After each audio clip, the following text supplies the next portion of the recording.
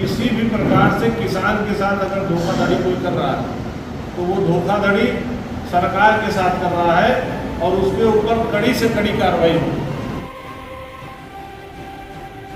अपराधी के साथ जैसे कार्रवाई होती है उस तरीके की कार्रवाई होगी। देखिए, उसमें जितने भी दोषी हैं उनके ऊपर सख्त से सख्त कार्रवाई होगी।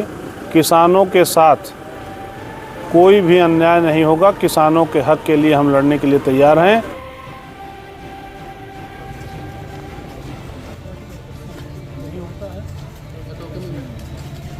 सही कहा विधायक जी आपने। किसानों के साथ धोखा मतलब सरकार के साथ धोखा, किसान के साथ धोखा मतलब अन्नदाता के साथ धोखा। और ऐसे धोखेबाजों के खिलाफ छोटी कार्रवाई नहीं बल्कि अपराधी वाली कार्रवाई की जाएगी। जी हाँ, अधिकारियों से यही कहा है खलीलाबाद से बीजेपी विधायक अंकुर राज तिवारी ने। तो चलिए हम आपको समझाते हैं कि आखिर ये पूरा मामला क्या है।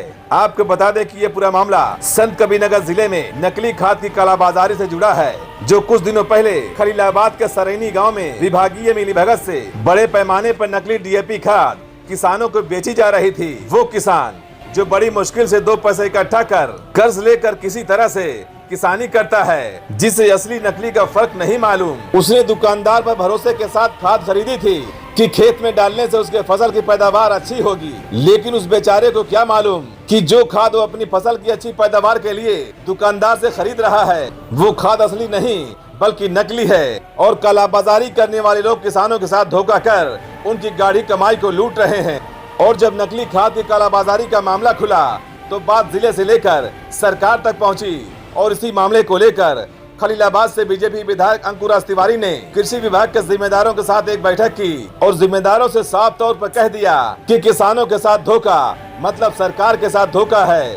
और ऐसे धोखेबाजों के खिलाफ छोटी कार्रवाई नहीं बल्कि अपराधी वाली कार्रवाई की जाएगी, जिससे खाद की कालाबाजारी करने वालों के खिलाफ की गई कार्रवाई से बाकी लोग भी सबक लें कि अन्नदाता के साथ धोखा कतई बर्दाश्त नहीं किया जाएगा। जिसे सुनने के बाद कृषि विभाग के जिम्मेदारों का गला सूख गया।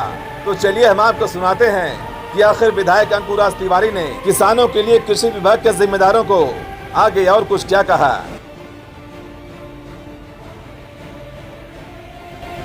देखिए, तो किसान के साथ किसी भी प्रकार की कोई धोखाधड़ी किसान के साथ बर्दाश्त नहीं।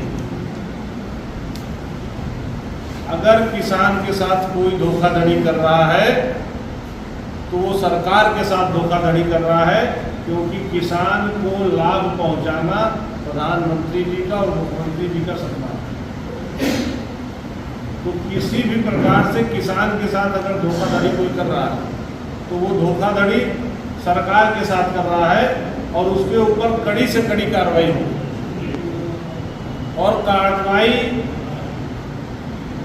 मतलब अपराधी के रूप में होगी, कार्रवाई दमन के रूप में नहीं होगी। अपराधी के साथ जैसे कार्रवाई होती है उस तरीके की कार्रवाई होगी, क्योंकि किसान एक बोरा खाद किससे उधार मांग करके खरीद रहा है, ये जो किसान होगा या जो गरीब होगा वही जान पाएगा।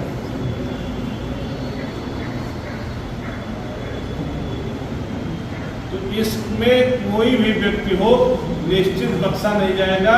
अगर 1% कमी हो तो उसको सभी लोग पहले से बता दें। और जरूरी नहीं है कि सचिव इन्वॉल्व है, ये भी हो सकता है कि जो माल आपके पास आ रहा है, जो खाद आपके पास आ रही है, उसके ऊपर वाला इन्वॉल्व हो, आप भी न जान पाओ। इस समय किसानी का समय है।